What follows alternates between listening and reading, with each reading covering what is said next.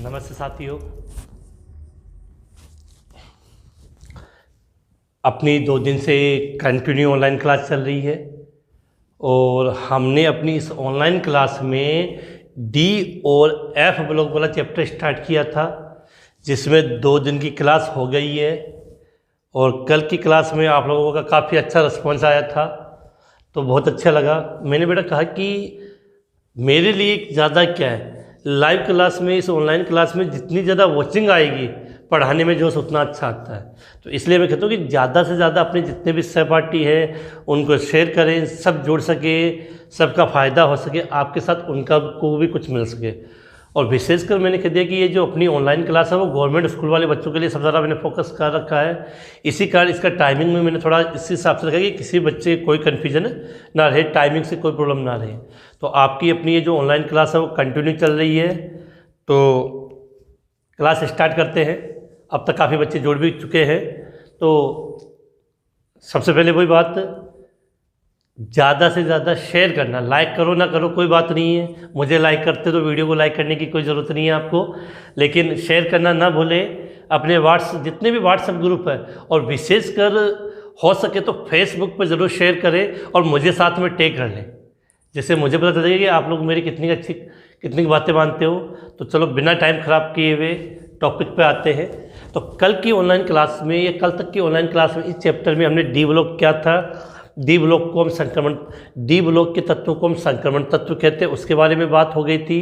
उसके बाद कौन कौन सी श्रेणियाँ थी वो हमने पढ़ ली, संक्रमण तत्वों के कौन कौन से अभिलक्षण थे वो मैंने आपको बता दिए थे, कैसे क्वेश्चन बनते हैं वो मैंने आपको साथ में लेकर चला। तो ये कि ऑनलाइन पढ़ने के बाद ये जो मेरी जो यूट्यूब की जो ऑनलाइन क्लास है वो किसी ऑफलाइन क्लास से कम नहीं होगी। यहाँ आपको क्वेश्चन कैसे आता वो भी बताया जाएगा, चैप्टर के अंत में इम्पोर्टेंट क्वेश्चनों की भी बात की जाएगी, पिछले 5 साल में कौन कौन से क्वेश्चन पूछे गए उसकी भी बात होगी। तो बिना टाइम खराब किए स्टार्ट करते हैं कि यहाँ से ले रहे हैं प्रथम संक्रमण श्रेणी, या जिसको हम क्या बोल देते हैं 3D श्रेणी। प्रथम संक्रमण श्रेणी या 3D श्रेणी के तत्वों के गुणधर्म। सीधी सी बात है कि हम यहाँ प्रथम संक्रमण श्रेणी या 3D श्रेणी के जो तत्व होते हैं उनके हम गुणधर्म की बात करेंगे, और जिसमें मैंने आपको लास्ट में जाते समय कुछ हिंट भी दिया था कि हम क्या पढ़ेंगे। सबसे पहले नंबर 1 पर अपना जो टॉपिक आता है वो मैं लिख रहा हूँ। 1 मिनट बेटा, 2 मिनट। तो क्या लिखा है कि प्रथम संक्रमण श्रेणी या 3D श्रेणी। तो उसमें हम पहला पॉइंट ले रहे हैं, नंबर 1 परमाणविक त्रिज्या या आयनिक त्रिज्या। अभी परमाणु त्रिज्या या आयनिक त्रिज्या क्या होती है ये तो आपको बताने की जरूरत नहीं है, ये तो आप सब जानते हो। परमाणु की त्रिज्या परमाणु त्रिज्या, आयन की त्रिज्या आयनिक त्रिज्या क्या होती है उसके बारे में हम बात करेंगे। अब बात करें परमाणु त्रिज्या या आयनिक त्रिज्या की। किसी परमाणु के नाभिक और महत्तम कोश में उपस्थित इलेक्ट्रॉन के बीच की दूरी परमाणु त्रिज्या कहलाती है। अगर आयन के रूप में तो आयनिक त्रिज्या। सिंपल सी बात है कि कोई परमाणु का ये नाभिक है, नाभिक से महत्तम कोश के बीच के इलेक्ट्रॉन, उनके बीच की दूरी क्या कहलाती है, परमाणु त्रिज्या कहलाती है। अब आपने 11th क्लास में और सारणी वाला जब चैप्टर पढ़ा था तो आपने पढ़ा होगा कि वर्ग में ऊपर से नीचे आने पर, वर्ग में ऊपर से नीचे आने पर परमाणु आकार में कमी आती है या वृद्धि। क्या होगा बेटा, वृद्धि होती है, क्योंकि कोषों की संख्या में वृद्धि होती है। बाएं से दाएं जाने पर, बाएं से दाएं जाने पर परमाणु आकार में कमी आती है, क्योंकि प्रभावी नाप के आवेश में वृद्धि होती है। ये बात पढ़ी हुई थी कि किसी भी आवर्त सारणी में बाएं से दाएं जाने पर परमाणु आकार में कमी आती है। कारण क्या था, प्रभावी नाप के आवेश। तो जब हम प्रथम संक्रमण श्रेणी की बात करते हैं तो प्रथम संक्रमण श्रेणी में आप लिखते हो स्केडियम, टाइटेनियम, वेनेडियम, ऐसे लाइन आती है। तो कायदे से आकार में कमी होनी चाहिए, लेकिन यहाँ थोड़ा चेंज है, क्योंकि चेंज है तभी हम पढ़ रहे हैं, कुछ अलग है। नॉर्मल होता तो हम पढ़ते भी नहीं। तो यहाँ आपको याद करना है कि लाइन क्या याद करनी है कि प्रथम संक्रमण श्रेणी में बाएं से दाएं जाने पर, बाएं से दाएं जाने पर पहले, बाएं से दाएं जाने पर पहले आकार में कमी आती है, फिर आकार लगभग समान रहता है और अंत में आकार में वृद्धि होती है।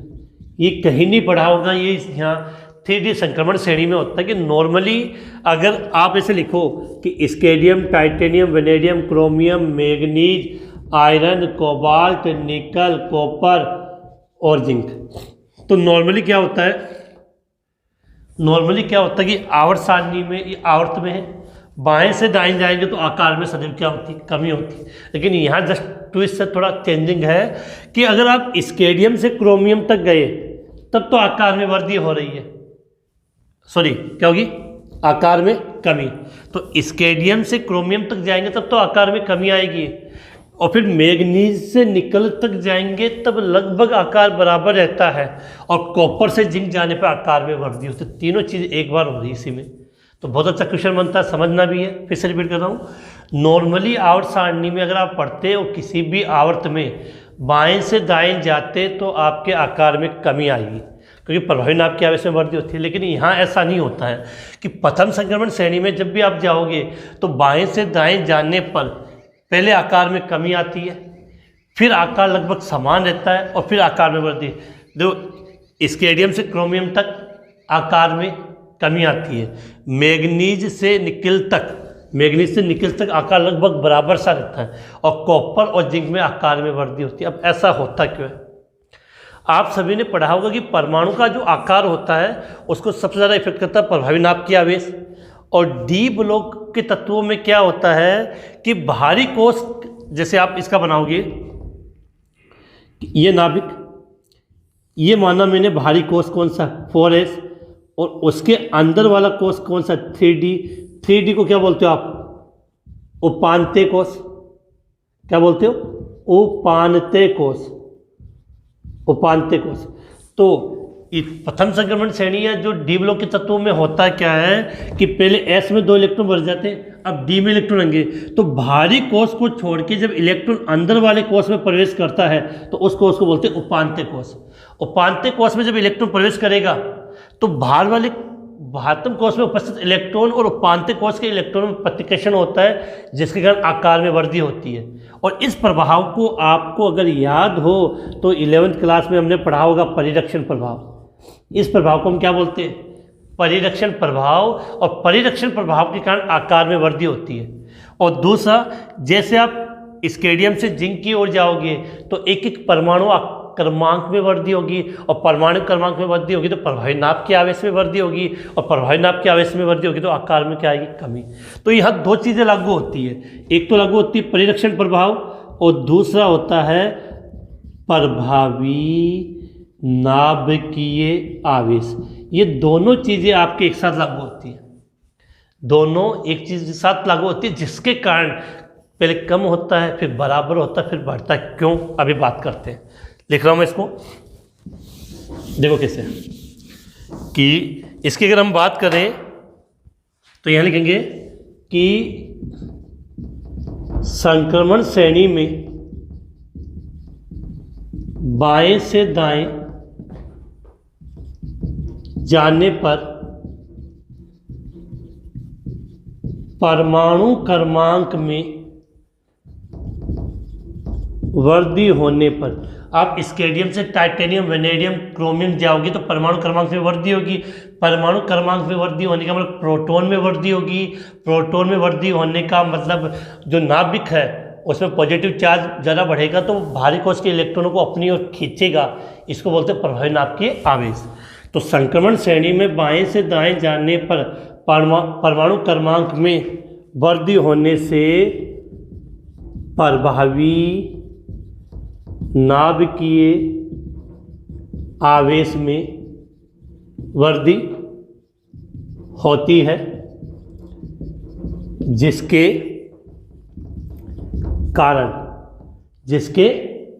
कारण परमाणु आकार में कमी आती है, जिसके कारण परमाणु आकार में कमी आती है तथा दूसरी तरफ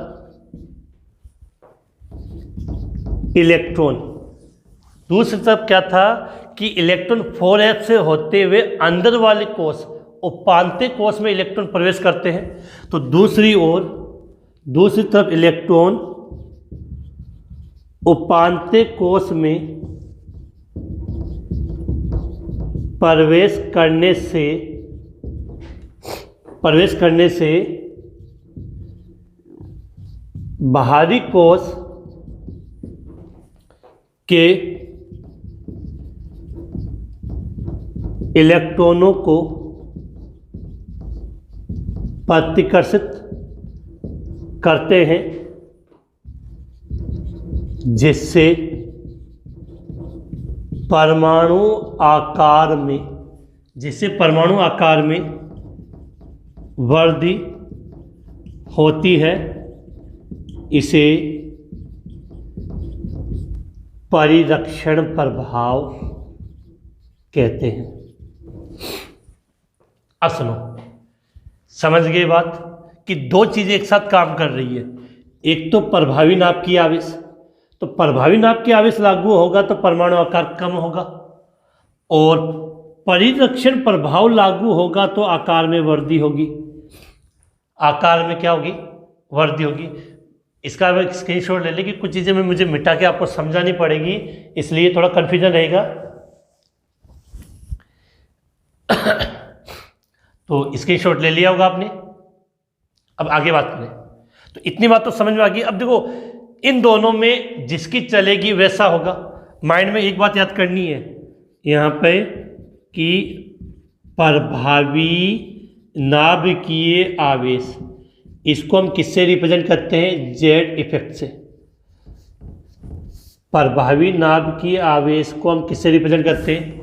जेड इफेक्ट बोलते हैं। और प्रभावी नाभिकीय आवेश के कारण सदैव याद रखना आकार में क्या होगी? कमी होगी। आकार में कमी होगी। प्रभावी नाभिकीय आवेश बढ़ेगा तो सीधी बात आकार में कमी होगी। दूसरा पॉइंट क्या लिखा है यहाँ पे? परिरक्षण प्रभाव, जिसको रिप्रेजेंट करते हैं हम सिग्मा से। अगर परिरक्षण प्रभाव में वृद्धि होगी तो आकार में वृद्धि होगी। आकार में वृद्धि होगी। आकार में क्या होगी? वृद्धि होगी। अब इन दोनों में से जिसका मान ज़्यादा होगा वो चीज़ लागू हो जाएगी। तो यहाँ से देखो, स्क्रीनशॉट ले लिया आपने, नोट कर लिया होगा। ये उसके ऊपर वाली लाइन बता रहा हूँ जिससे अपनी समझ में आ जाए।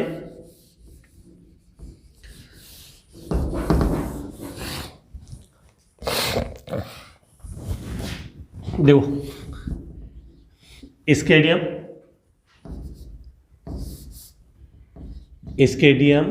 Titanium, vanadium, chromium, manganese, iron, cobalt, निकल, कॉपर और जिंक लिख दिया। स्केडियम, titanium, vanadium, chromium, manganese, iron, cobalt, निकल, कॉपर और जिंक लिख दिया यहाँ पे। अब देखो क्या होता है कि शुरुआत में परमाणु क्रमांक में वृद्धि होती है तो प्रभावी नाभिकीय आवेश में वृद्धि होती है, और उपांत्य कोश में इलेक्ट्रॉन संख्या कम होने से परिरक्षण प्रभाव का मान कम होता है। तो आपको एक बात याद करनी है, होता क्या, स्केडियम से लेकर जब हम क्रोमियम तक जाएंगे तो जेड इफेक्ट का जो मान होता है वो ज़्यादा होता है और सिग्मा का मान कम होता है। जेड इफेक्ट का मान ज़्यादा होता है और सिग्मा का मान कम होता है। तो जेड इफेक्ट की चलेगी, और जब जेड इफेक्ट की चलेगी तो आकार में क्या आएगी? कमी आएगी। तो स्केडियम से क्रोमियम तक जाओगे तब तो आकार में क्या होगी, कमी होगी। फिर सर स्केडियम से जब क्रोमियम तक जाते हैं यहाँ तक आपका जेड इफेक्ट का मान ज़्यादा होगा और सिग्मा का मान कम होगा। तो जेड इफेक्ट का मान ज़्यादा होने से आकार में लगभग क्या हो जाती है, कमी आती है। लेकिन जब आप मैग्नीज से कहाँ की तरफ चलोगे, निकिल की तरफ, मैग्नीज से निकिल की तरफ जाएंगे, मैग्नीज से निकिल की तरफ जाएंगे तो यहाँ ये देखा गया है कि जेड इफेक्ट लगभग सिग्मा के बराबर होता है। तो दोनों का मान बराबर होगा, तो जितनी ये आकार में कमी करेगा उतनी ये आकार में वृद्धि कर देगा, तो आकार लगभग वैसा रहेगा। तो मैग्नीज से निकिल तक जाएंगे तो आपका आकार लगभग क्या हो जाएगा, समान हो जाएगा। लेकिन लास्ट में जब तक आप पहुंचोगे तो अंदर वाले में डी कक्षक में इलेक्ट्रॉनों की संख्या ज़्यादा हो जाएगी, प्रतिकर्षण ज़्यादा होगा और परिरक्षण प्रभाव का मान भी ज़्यादा होगा। तो कॉपर जिंक के लिए क्या होता है कि जेड इफेक्ट की तुलना में सिग्मा का मान ज़्यादा हो जाता है, जेड इफेक्ट की तुलना में सिग्मा का मान ज़्यादा होता है। तो यहाँ पर याद करना है आकार में वृद्धि हो जाती है, आकार में क्या हो गई, वृद्धि ज़्यादा हो जाती है, आकार बढ़ जाता है। अब एक बात करो, नहीं समझ में आए तो हम इसको ऐसा याद कर लेना है, ये चीज़ तो क्लियर है कि स्केडियम से क्रोमियम तक जाएंगे तो जेड इफेक्ट का मान ज़्यादा होता है और सिग्मा का मान कम होता है, जिससे स्केडियम से क्रोमियम तक जाने पर आकार में कमी आती है। फिर मैग्नीज से कहाँ तक गए हम, निकिल तक। मैग्नीज से अगर निकिल तक गए हैं, मैग्नीज से अगर निकिल तक जा रहे हैं तो दोनों का प्रभाव बराबर होता है, जिससे आकार भी लगभग क्या हो जाता है, बराबर हो जाता है। और कॉपर से कहाँ जाएं, जिंक, तो वहाँ परिरक्षण प्रभाव सिग्मा का मान ज़्यादा होगा, जिससे आकार में क्या हो जाएगी, वृद्धि हो जाती है। तो उम्मीद है कि ये चीज़ आपको समझ में आ गई। इतना नोट करने के बाद आपको ये चीज़ नोट करनी है, मैंने ऊपर लिख दी तो इजीली आपको समझ में आ जाएगी। दिख गया होगा तो जल्दी से इसका स्क्रीनशॉट ले लें, फिर हम अगले टॉपिक की बात करते हैं।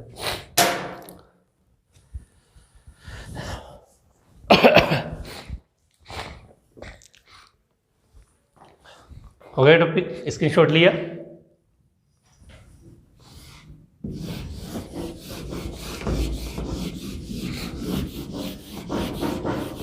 अब अपना नेक्स्ट टॉपिक है इसमें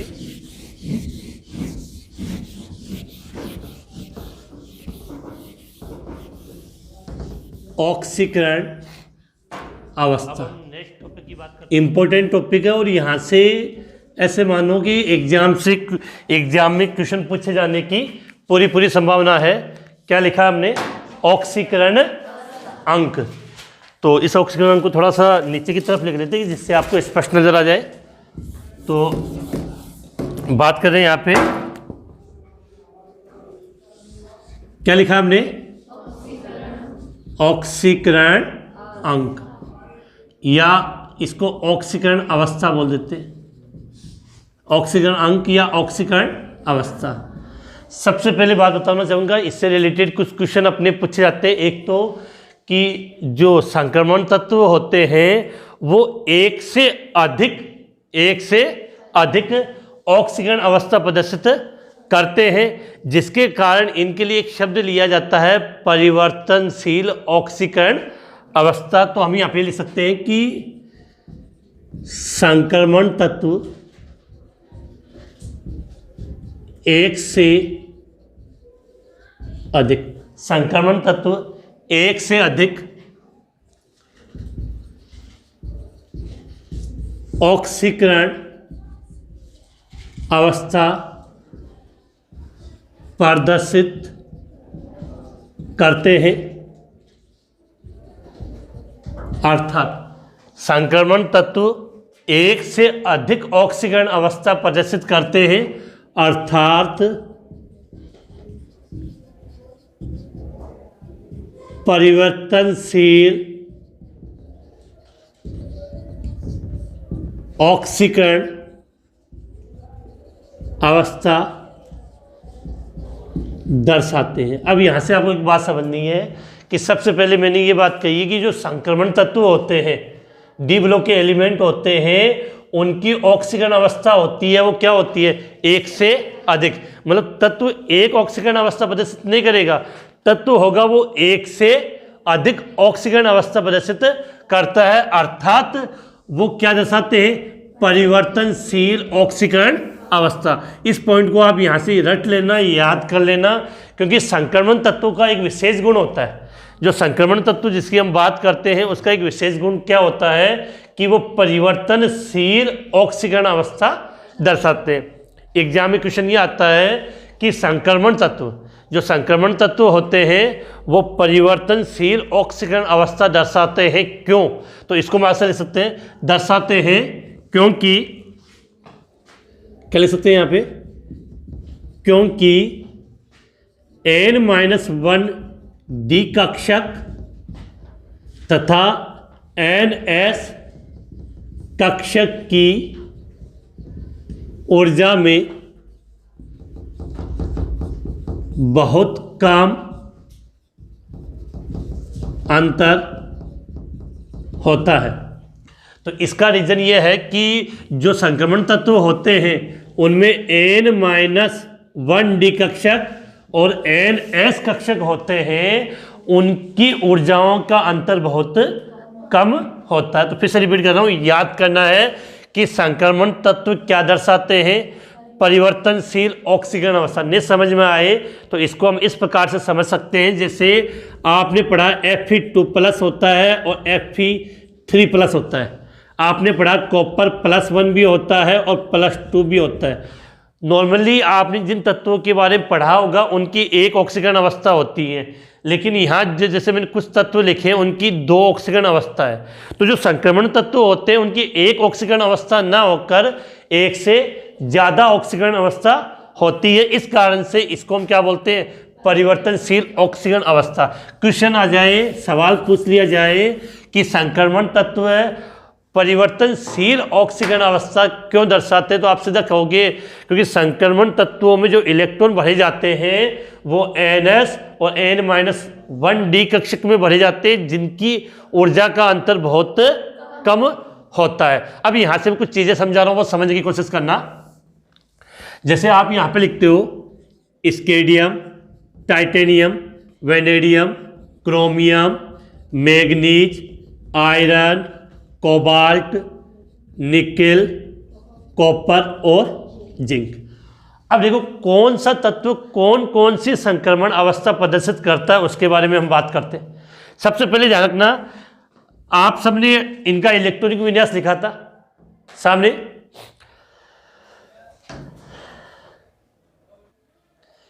आप सभी ने इनका इलेक्ट्रॉनिक विन्यास कल की क्लास में लिखा था। तो आप सबने देखा कि बाकी सब में तो S में कितने इलेक्ट्रॉन थे, 2, लेकिन क्रोमियम और कॉपर इनमें कितना था, 1। ठीक है, इसके अलावा अगर हम बात करें +2 +2 +2 +2 +2 +2 और +2, अब देखो यहाँ पर स्केडियम +3 +3, ये +4 +3 +4 +5 +2 +3 +4 +3 4 5 6 3 4 5 6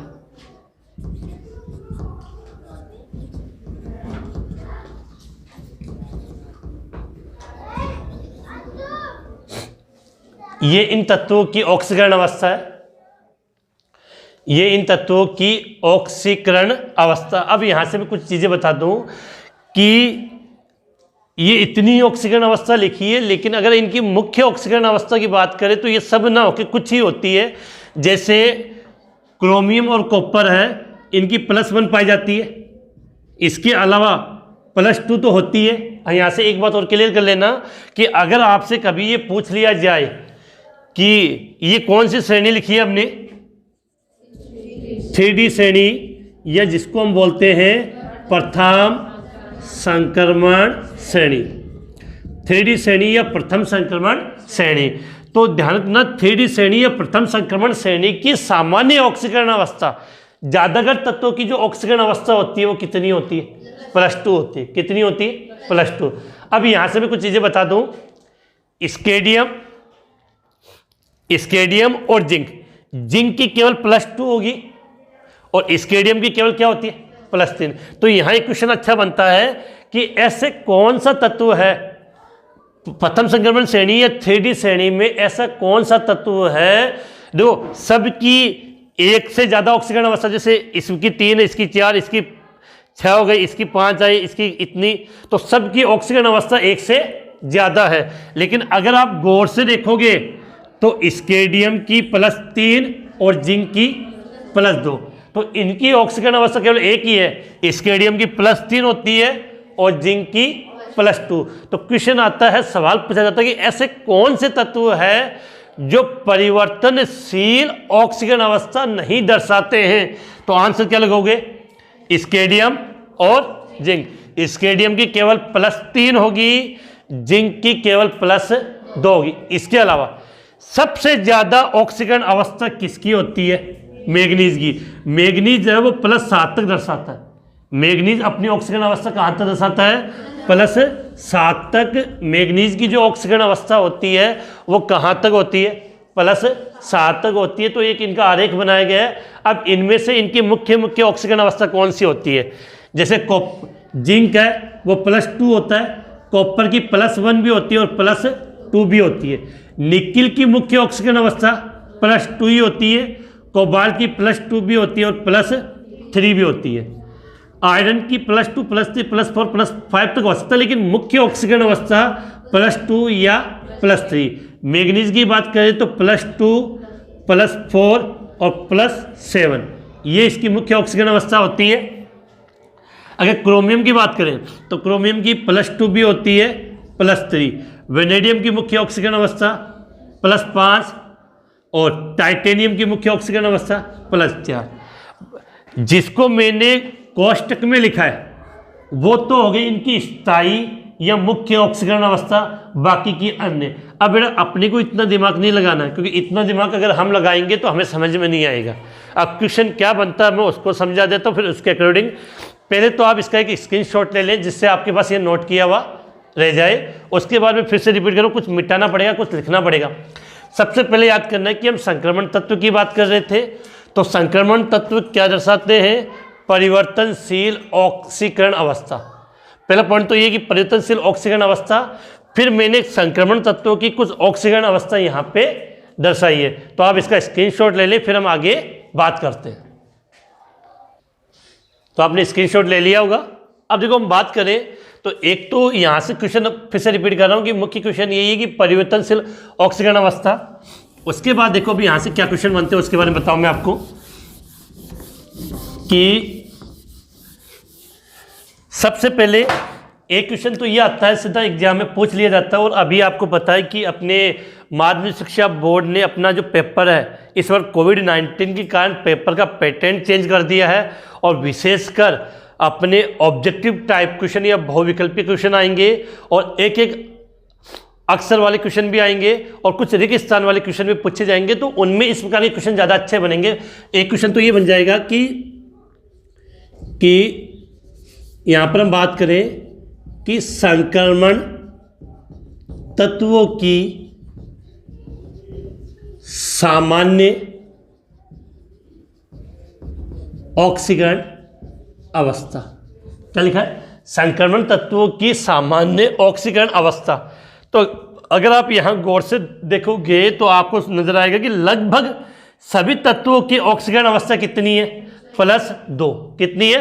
+2। तो कभी क्वेश्चन आ जाएगी संक्रमण तत्वों की सामान्य ऑक्सीकरण अवस्था कितनी होती है, तो आंसर क्या लिखोगे?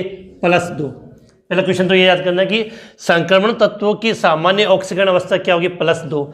इसके अलावा हमने ये कहा था कि संक्रमण तत्व परिवर्तनशील ऑक्सीकरण अवस्था दर्शाते हैं।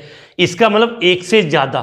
लेकिन यहाँ गौर से देखो, जिंक और स्केडियम है वो केवल एक ही ऑक्सीकरण अवस्था दर्शाता है, स्केडियम +3 और जिंक +2। तो यहाँ क्वेश्चन ये बनता है कि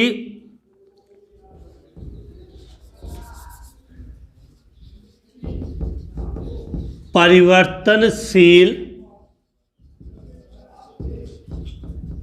ऑक्सीकरण अवस्था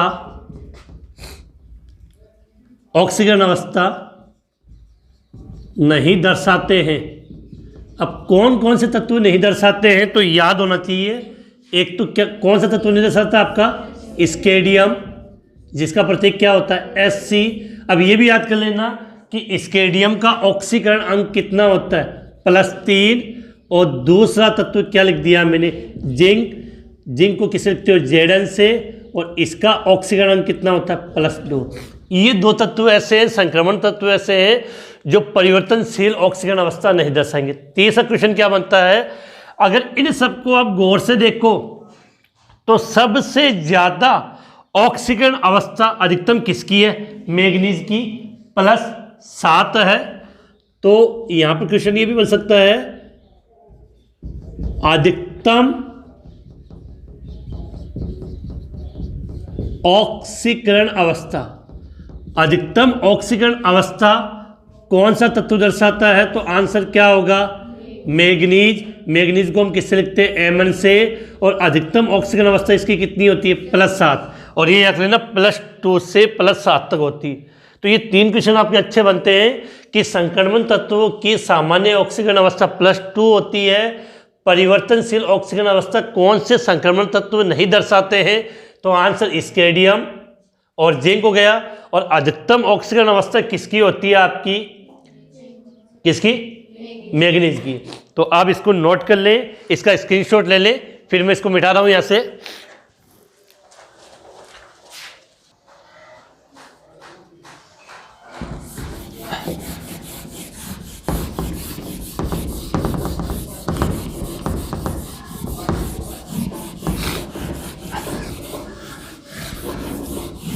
तो यहाँ आप ये छोटे मोटे 3 क्वेश्चन आप समझ गए कि क्वेश्चन किस प्रकार से आते हैं। इसके बाद अब आगे क्वेश्चन कैसे पूछा जाता है उससे रिलेटेड मैं एक चार्ट बना रहा हूँ, वो समझने की कोशिश करना कि यहाँ जैसे मैंने लिखा है कि ऑक्सीकरण अवस्था।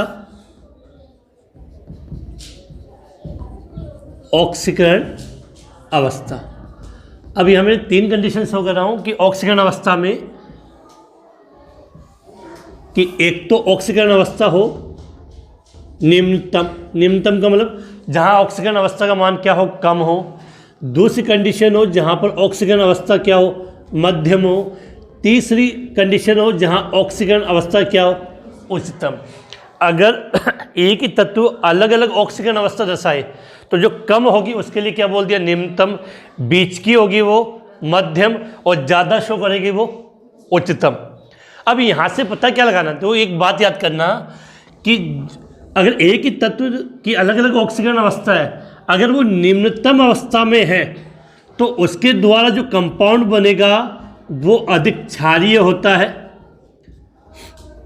क्या होता है, अधिक क्षारीय होता है, और उसके जो गुण होते हैं उसमें अधिक आयनिक गुण होते हैं, और वो अधिक अपचायक होता है। और यदि उसी तत्व की अगर ऑक्सीकरण अवस्था उच्चतम हो उसके अंदर, तो वो अधिक अम्लीय होगा। वो उसमें जो अधिक कौन से गुण होंगे, सहयोजी गुण होंगे, या वो अधिक ऑक्सीकारक होगा। इन चीज़ों को मैं अभी समझाऊंगा। और बीच वाली हो तो वो किसके रूप में, उभयधर्मी के रूप में होगा। अब यहाँ से एक चीज़ समझना कि एक ही तत्व आपने दिया, उसके भिन्न भिन्न यौगिक दे दिए, तो भिन्न भिन्न यौगिक देंगे तो उनकी ऑक्सीकरण अवस्था भी अलग अलग होगी उसमें। अब प्रश्न बहुत बार इस प्रकार से आता है कि इनमें अधिक अम्लीय कौन सा है, अधिक क्षारीय कौन सा। तो ध्यान रखना, जहाँ ऑक्सीकरण अवस्था निम्न होगी, कम होगी, वो अधिक क्षारीय होगा, अधिक आयनिक होगा, अधिक अपचायक क्षमता होगी उसकी। और यदि उसकी ऑक्सीकरण अवस्था उच्च है तो वो अधिक अम्लीय होगा, अधिक सहसंयोजी होगा, और अधिक ऑक्सीकारक होगा। अगर यहाँ कन्फ्यूजन हो रहा तो मैं एक क्वेश्चन ले लेता हूँ जिससे आपको ईजिली समझ में आ जाए। तो देखो एक क्वेश्चन ले रहा हूँ कि MnO मैग्नीज ऑक्साइड Mn2O3 तथा MnO2 को अम्लीयता के घटते क्रम में व्यवस्थित करें। क्वेश्चन क्या है कि हमें मैग्नीज के 3 कंपाउंड लिख दिए। अच्छा क्वेश्चन है, बुक के पीछे अभ्यास क्वेश्चन में दे भी रखा है, तो ऐसे क्वेश्चन एग्जाम में पूछे भी जा सकते हैं। तो क्या लिखा है, MnO, Mn2O3, MnO2। तो ये मैग्नीज के 3 कंपाउंड है और इन तीनों कंपाउंड को अम्लीयता के कौन से क्रम में लिखना है, घटते हुए क्रम में। अब पहले बात तो हमें क्या पता चलेगा कि कौन अधिक अम्लीय है और कौन कम अम्लीय है, लेकिन मुझे पता है कि जिसकी ऑक्सीकरण अवस्था उच्चतम होगी वो क्या होगा, अधिक अम्लीय। तो यहाँ से पहले तो हमें इन तीनों में मैग्नीज का ऑक्सीकरण अंक निकालना आना चाहिए। तो इतना तो आपने पढ़ा होगा 11th क्लास में कि ये जो मैग्नीज है MnO में मैग्नीज का ऑक्सीकरण अंक है वो +2 होगा। Mn2O3 में मैग्नीज का ऑक्सीकरण अंक +3 होता है और MnO2 में यहाँ पर इस मैग्नीज का ऑक्सीकरण अंक +4 होता है। इसका मतलब MnO2 में मैग्नीज का ऑक्सीकरण अंक कितना, +2, Mn2O3 में +3 और MnO2 में +4। तो यहाँ पर मैं तीनों मैग्नीज का ऑक्सीकरण अंक लिख लिया। अब इसका +2, इसका +3 और इसका +4। अब मुझे क्या पता चलेगा कि कौन सा अधिक अम्लीय है और कौन सा कम अम्लीय है। तो मैंने एक चीज़ सीखी कि जिसका ऑक्सीकरण अंक जितना ज़्यादा, उच्चतम का मतलब ज़्यादा होगा, वो अधिक अम्लीय होगा। तो यहाँ से आपको समझ में आया होगा कि सबसे अधिक अम्लीय कौन सा होगा, MnO2, उससे कम Mn2O3 और उससे कम MnO। तो अगर हमें पूछा गया है अम्लीयता का घटता क्रम, बहुत बार क्वेश्चन आते हुए भी बच्चे ये गलत कर जाते हैं कि सर घटता हुआ क्रम लिखना है या बढ़ता हुआ क्रम। तो सवाल में क्या पूछा हुआ है, घटता हुआ क्रम। घटता हुआ क्रम का मतलब ज़्यादा से कम की ओर।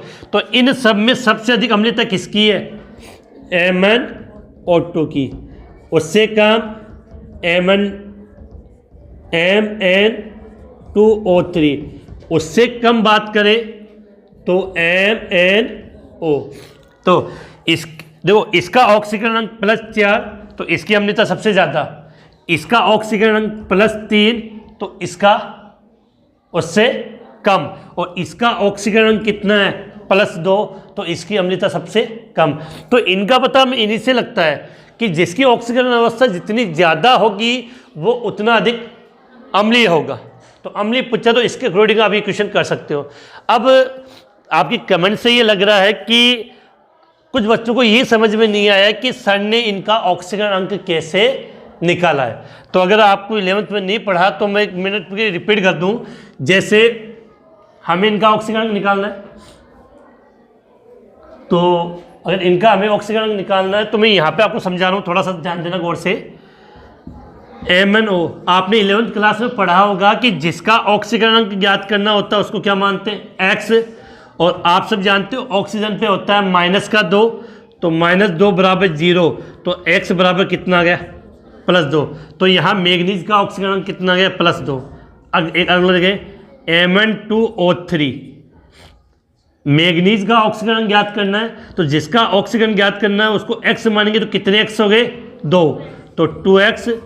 कितने ऑक्सीजन, 3, एक ऑक्सीजन का होता है -2 बराबर, ऊपर कोई भी आवेश नहीं है तो 0, तो 2X -6 बराबर 0, तो 2X बराबर +6,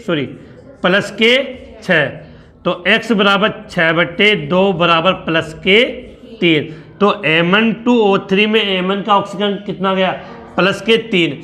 और अगर MnO2 का निकालो यहाँ पे MnO2, तो Mn को माना X, कितने हो, 2, 1 O का -2 बराबर 0, तो X -4 बराबर 0, तो X बराबर +4। तो इस प्रकार से हमने तीनों का ऑक्सीकरण अंक यहाँ पे निकाल लिया। तो बिल्कुल समझ में आ गया, इस प्रकार का क्वेश्चन आपको एग्जाम में पूछा जा सकता है। तो स्क्रीनशॉट ले ले, इसको नोट कर ले। और टॉपिक पढ़ने के बाद किसी भी प्रकार की कन्फ्यूजन हो तो व्हाट्सएप पे आप मैसेज कर दिया करो, क्योंकि क्लास लेते समय आपकी कमेंट्स पे मैं इतना ध्यान नहीं दे पाता। तो अगर कोई चीज़ समझ में नहीं आई है तो क्लास के बाद आप मुझे व्हाट्सएप पे कमेंट्स कर देना, तो उसका आंसर मैं बता दूंगा। तो ये एक इम्पोर्टेंट टॉपिक अपना ऑक्सीकरण अवस्था। तो आपने नोट कर लिया होगा, इसको स्क्रीनशॉट लिया होगा। तो अब आगे बात करें। तो ये जो एक चार्ट टाइप में आपने बनाया था, इसको आप अच्छी तरीके से याद कर लेना। इस पर किसी भी प्रकार के क्वेश्चन आ सकते हैं, तो वो उसका मैंने एक एग्जांपल आपको समझा दिया यहाँ पे। अब हम आगे बात करें।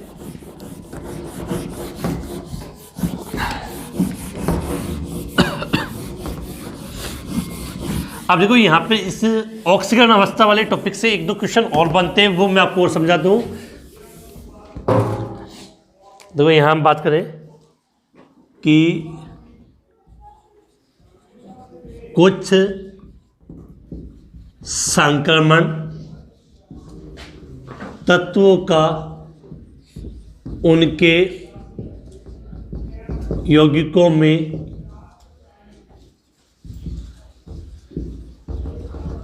ऑक्सीकरण अवस्था का मान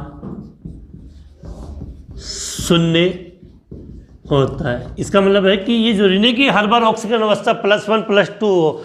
कुछ संक्रमण तत्व ऐसे भी होंगे जिनका उनके यौगिकों में ऑक्सीकरण अवस्था होती है, उसका मान कितना होता है? 0 होता है। जैसे हम बात करें, जैसे NiCO4, FeCO5 और CO6 में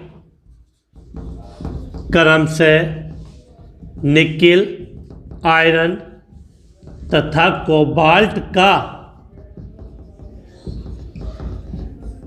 ऑक्सीकरण अंक या ऑक्सीकरण अवस्था बोल दो, ऑक्सीकरण संख्या बोल दो, एक बता का ऑक्सीकरण अवस्था 0 होती है। अब यहाँ कुछ चीज़ें समझा दो कि सबसे पहले बात तो एक चीज़ समझना, C के साथ O छोटा है और C के साथ O बड़ा है। अगर C के साथ O छोटा है तो वो एक संक्रमण तत्व है जिसको आप क्या बोलते हो? कोबाल्ट बोलते हो। लेकिन जब C के साथ O बड़ा है तो इसको अगर लिगेंड के रूप में माने तो हम बोलते हैं इसको कार्बोनिल। क्या बोलते हैं? कार्बोनिल। और नॉर्मली जो नाम आपने पढ़ा होगा उसको हम बोलते हैं कार्बन मोनोऑक्साइड।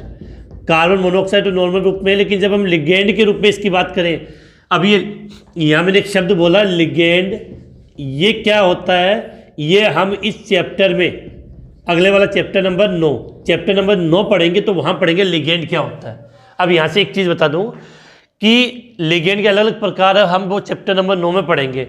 लेकिन यदि कोई संक्रमण तत्व उदासीन लिगेंड के साथ जुड़ेगा तो उस कंडीशन में उसका ऑक्सीकरण अंक या ऑक्सीकरण अवस्था 0 होती है। अब यहाँ एग्जाम में क्वेश्चन क्या बनता है? एग्जाम में क्वेश्चन ये बनेगा कि NiCO4 में निकेल का ऑक्सीकरण कितना हो सकता है, FeCO5 में कितना हो सकता है, या CO6 में कोबाल्ट का ऑक्सीकरण कितना होता है। तो देखना, अगर CO को हम क्या बोलते हैं? कार्बोनिल।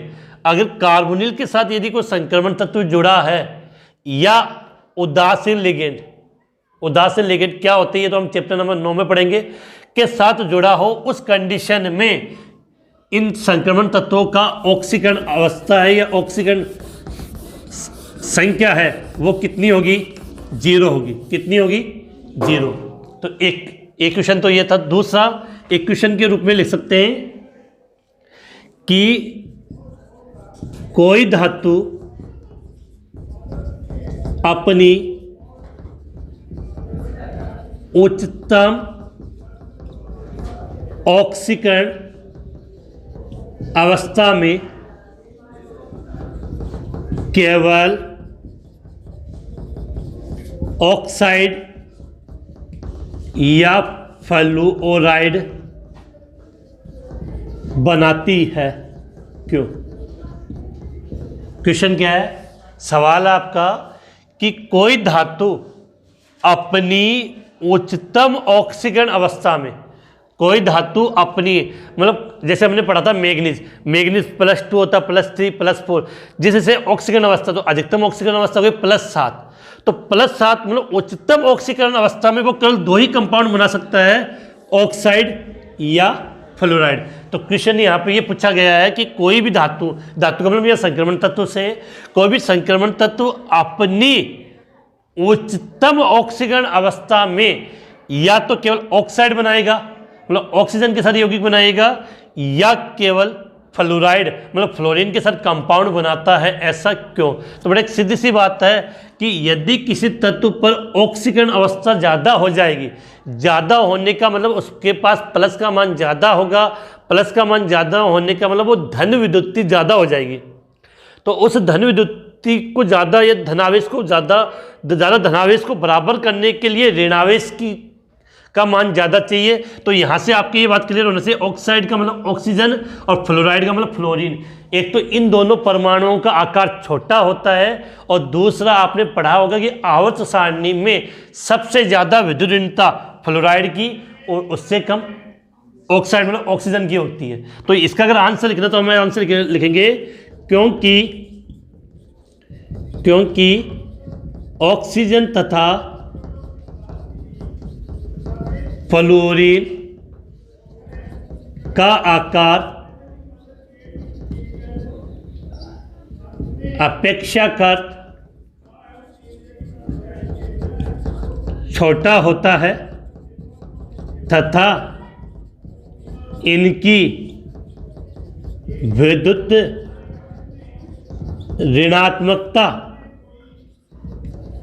का मान उच्च होता है। तो फिर से अगर इस प्रकार क्वेश्चन आ जाए तो फिर से समझा दूं कि जब किसी तत्व की ऑक्सीकरण अवस्था ज़्यादा उच्च हो जाती है तो वो केवल ऑक्साइड या फ्लोराइड से ही कंपाउंड क्यों बनाएगा, क्योंकि इन दोनों का एक तो आकार छोटा होता है और दूसरा इनकी विद्युत ऋणात्मकता का मान क्या होता है, ज़्यादा होता है। तो बेटा स्क्रीनशॉट ले ले इसका, फिर हम आगे बात करें।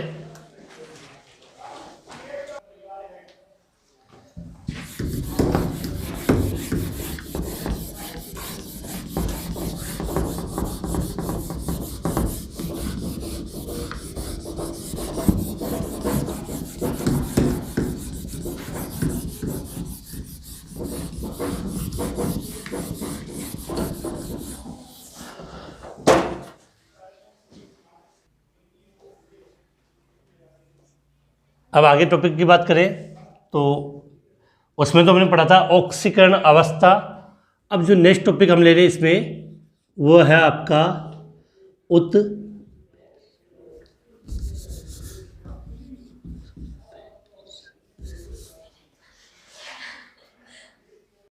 तो बात करें अपना नेक्स्ट टॉपिक उत्प्रेरकीय गुण।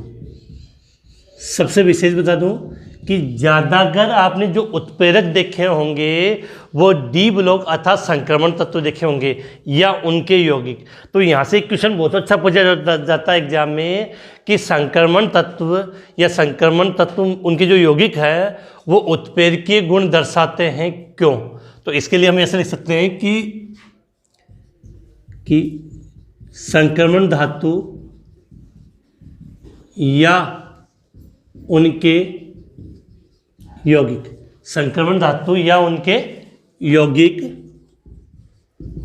उत्प्रेरक की भांति व्यवहार करते हैं या उत्प्रेरक की तरह कार्य करते व्यवहार करते हैं क्योंकि।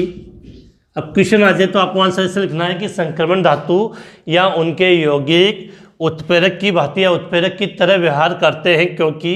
अब इसके 3 पॉइंट हैं। नंबर 1, इनकी सतह पर मुक्त संयोजकता उपस्थित होती है। नंबर 2, परिवर्तनशील ऑक्सीकरण अवस्था प्रदर्शित करते हैं। और नंबर 3 संकुल यौगिक बनाने की प्रवृत्ति। मैंने शॉर्ट में पॉइंट लिख दिया आपका कि संकुल यौगिक बनाने की प्रवृत्ति। तो डी ब्लॉक के जो तत्व होते हैं, डी ब्लॉक के जो तत्व होते हैं वो ये संक्रमण तत्व होते हैं, वो उत्प्रेरक की भांति व्यवहार करते हैं। उसके 3 रीजन है। पहला रीजन हमने लिखा कि उनकी सतह पर मुक्त संयोजकता। अब मुक्त संयोजकता शब्द नहीं समझोगे तो आप इसी को हम एक नए रूप में कहना चाहे तो ये कह सकते हैं कि उनके पास क्या होते हैं, एग्मित इलेक्ट्रॉन होते हैं। तो उनकी जरा कंफर्टेबल शब्द तो मुक्त संयोजकता होती है। अगर ये नहीं आए तो आप एग्मित इलेक्ट्रॉन भी लिख सकते हो कि जो संक्रमण तत्व होते हैं उनकी सतह पर मुक्त संयोजकता उपस्थित होती है। दूसरा, ये हमने पढ़े कि वो परिवर्तनशील ऑक्सीकरण अवस्था प्रदर्शित करते हैं। तीसरा, संक्रमण तत्व होते हैं उनकी संकुल बनाने की प्रवृत्ति होती है। इनके कारण ये जो संक्रमण तत्व होते हैं वो उत्प्रेरक की भांति व्यवहार करते हैं। अब यहाँ पे मैं कुछ उत्प्रेरक का नाम लिख रहा हूँ जहाँ से और अच्छा क्वेश्चन पूछ लिया जाता है। जैसे हम एग्जाम्पल की बात करें,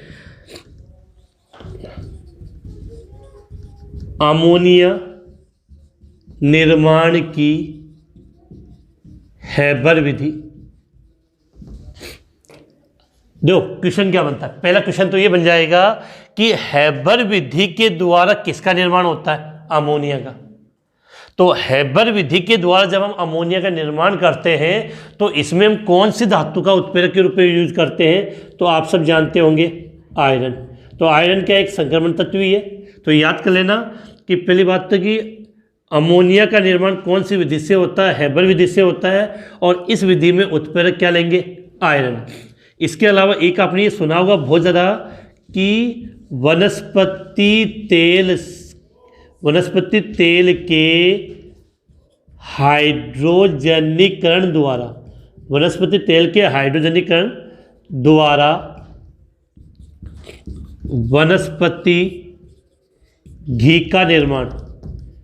इसमें हम किस उत्प्रेरक का उपयोग करते हैं।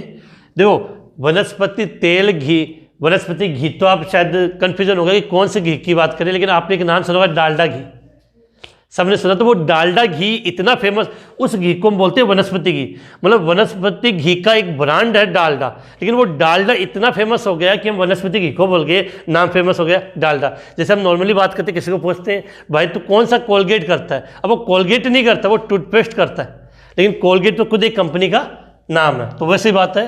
क्वेश्चन अच्छा देखना, वनस्पति तेल के हाइड्रोजनीकरण द्वारा वनस्पति घी का निर्माण कौन सा उत्प्रेरक काम में लेते हैं, तो याद रखना है यहाँ पर उत्प्रेरक काम में लेते हैं निकल।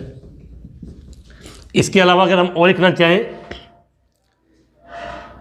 HNO3 क्या बोलते हैं, नाइट्रिक अम्ल। HNO3 निर्माण की ओस्टवाल्ड विधि। HNO3 निर्माण की कौन सी विधि, ओस्टवाल्ड विधि। और इसमें जो हम उत्प्रेरक काम में लेते हैं उसका नाम होता है प्लेटिनम, PT। इसके अलावा सल्फ्यूरिक अम्ल के निर्माण की संपर्क विधि, इसमें हम काम में लेते हैं V2O5। और आपने एक भौतिक वाला चैप्टर पढ़ा होगा जिसमें हम पढ़ते हैं एथीन से पॉलीथीन बनाने में कौन सा उत्प्रेरक काम में लेते हैं, टाइटेनियम क्लोराइड। तो यहाँ मैंने कुछ उत्प्रेरक लिखे हैं, फिर से रिपीट कर दो क्वेश्चन क्या बनता है। पहला क्वेश्चन तो ये बनेगा कि संक्रमण तत्व होते हैं वो उत्प्रेरक की भांति व्यवहार क्यों करते हैं, तो उसका आंसर तो ये 3 लिख दोगे।